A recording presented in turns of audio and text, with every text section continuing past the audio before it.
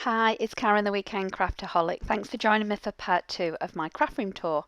Now, I did load my original craft room tour a couple of weeks ago, and that was really focusing on the majority of the room, which was all my paper crafting. But this little corner is my sewing corner, so what I'm going to go through today is just this corner itself. So you can see here, this is my machine. It's nice, cheap and cheerful. You can see I've wrote all over it. I've had this for about 6 years. The one I had previous to this, I'd had for probably 20 years. So you don't need to buy a fancy expensive machine, especially if you're starting new.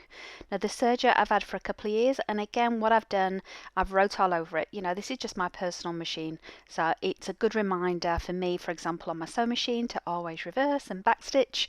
And you can see here, this is my bit of a mess. So I try and keep my paper craft room nice and tidy, but when it comes to sewing, I think most sewers will agree that it's so hard to keep everything nice and tidy. So this area here was originally just my cutting surface. So what I did instead is I have to put my sewing machine here so that I could easily flip between one desk for the serger and one desk for the sewing machine. So I've moved my chair out the way so you can see a little bit better the mess that's underneath. But this is my pride and joy, this little drawer. I love collecting and gathering all kinds of little sewing tools. So I've got them separated in this drawer here. This first one's all kind of machine related with screwdrivers, just some needles that I've not organised yet, that kind of thing, my walking foot. I've even got bits of spools and bobbins and things from my previous machine. I just don't like throwing things away.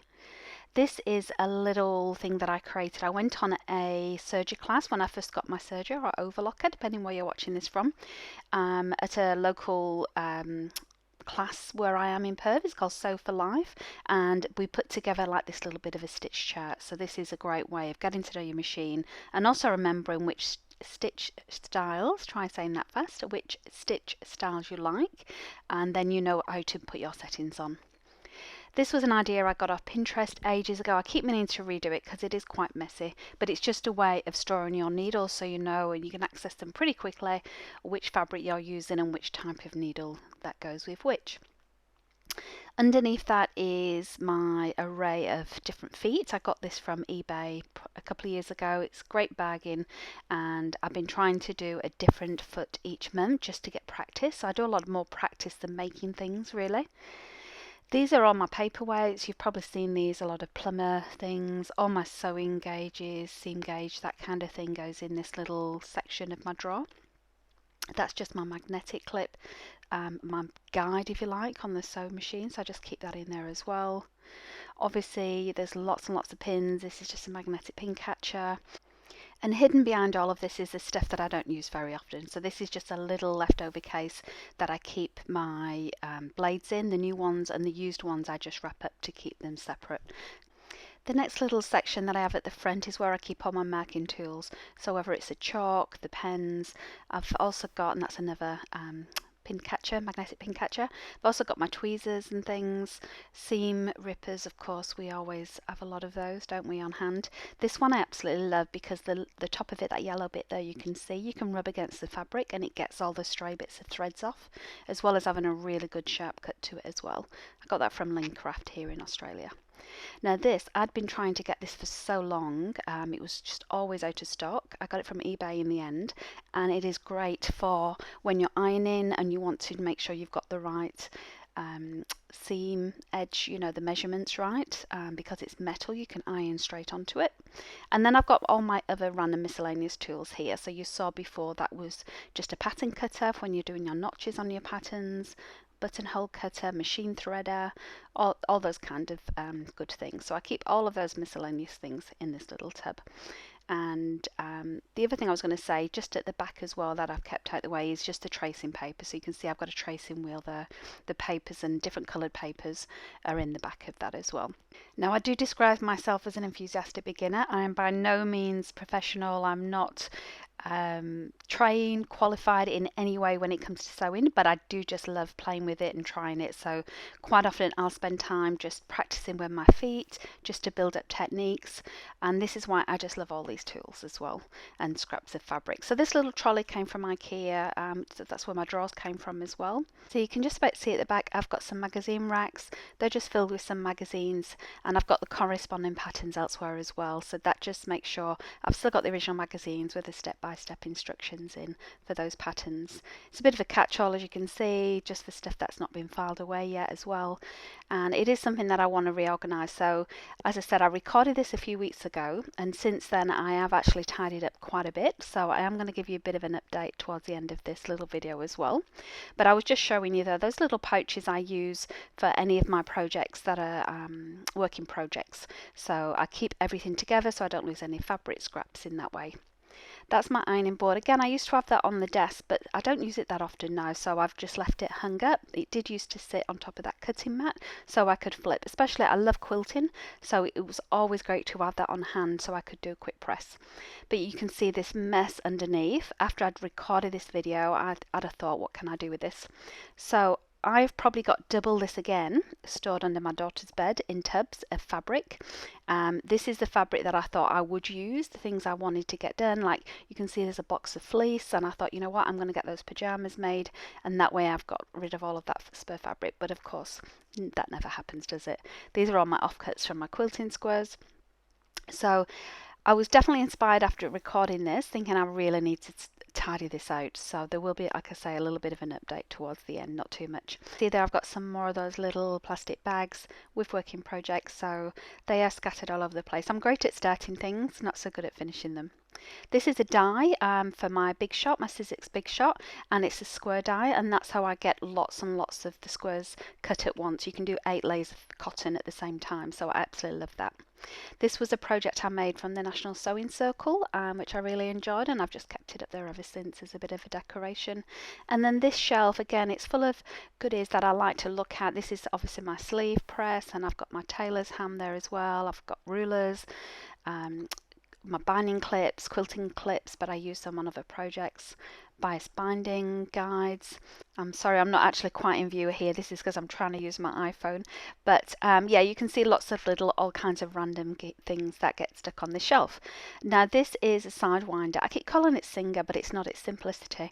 But I absolutely love this sidewinder. And again, it was something that I've been trying to find for so long. I think it's a very old product, but I managed to get it on eBay, and it was only £10. I got it from the UK and got it shipped over. And it basically means you don't have to unthread your machine if you need to replace your bobbin. So absolutely great.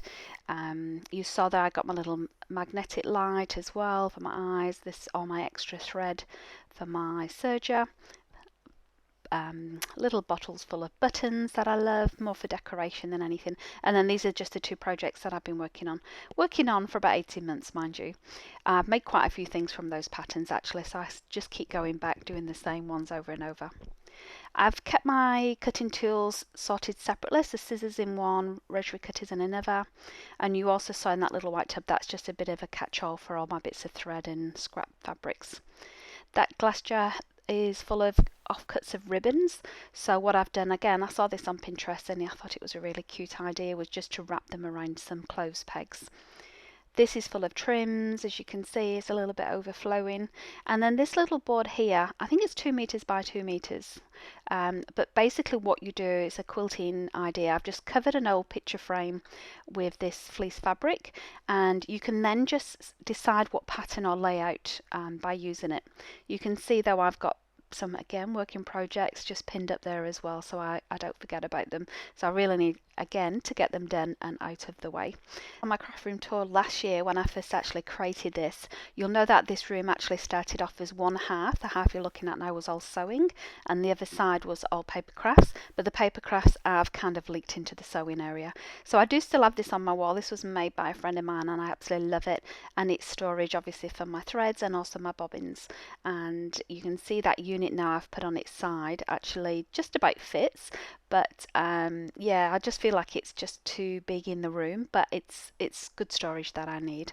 So a couple of these drawers are still sewing. I've labelled them up.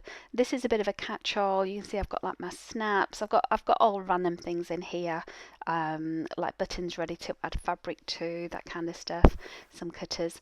So I don't go in these drawers very much, I have to say. It's just more of a little bit of a dumping ground more than anything. So you see here I've got Velcro, and then this is where all my different kind of papers are, my tracing papers. What else have I got? Some infusible stuff. Underneath there as well, I do have all my spur zips. I've got in that little green bag bias binding that I'd bought before I figured out how to make my own, and just some random accessories as well. I also love collecting sewing kits, so you can see I've got a little jar as well full of the random ones I've got from various hotels just stored in there. On the other side, I've got these little bins, and this one, as you can see, is full of all my cross stitch.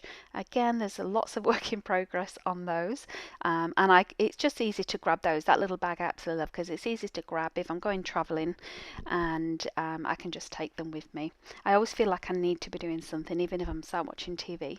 And this was all felt because, again, I had a little bit of a phase where I was loving doing anything felt related, so it's full of random stuff, as you can see, things that I no longer need.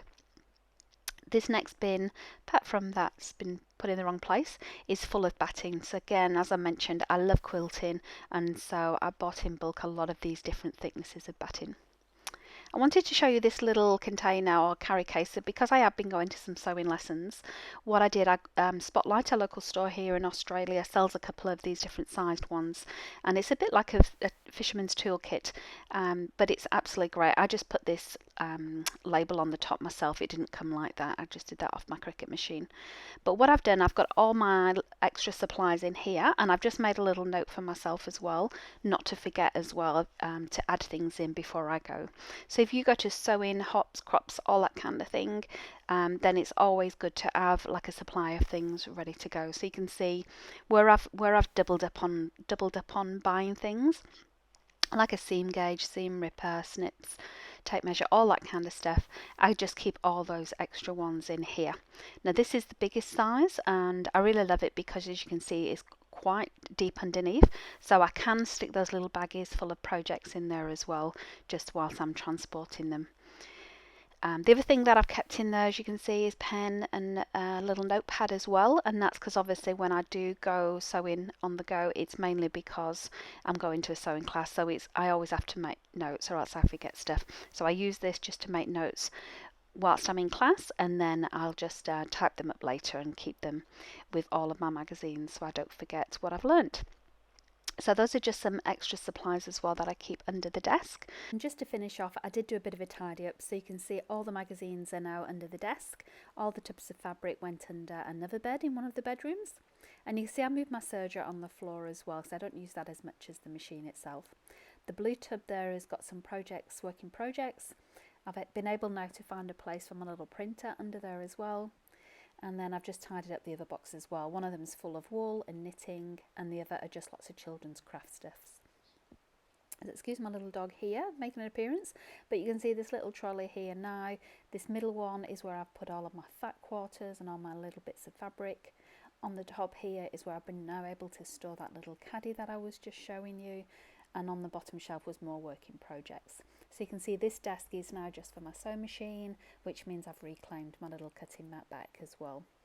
The little shelves that I had on that desk where the sewing machine is, I've put some of the decoration on these shelves as well out of the way. So you can see I've got all of my supplies close to hand, either on the shelves or in the drawer that I showed you before. Thank you for watching part 2 of my craft room tour and looking at my little sewing corner. I'm hoping to be able to share more sewing projects with you very soon. Have a great crafting week.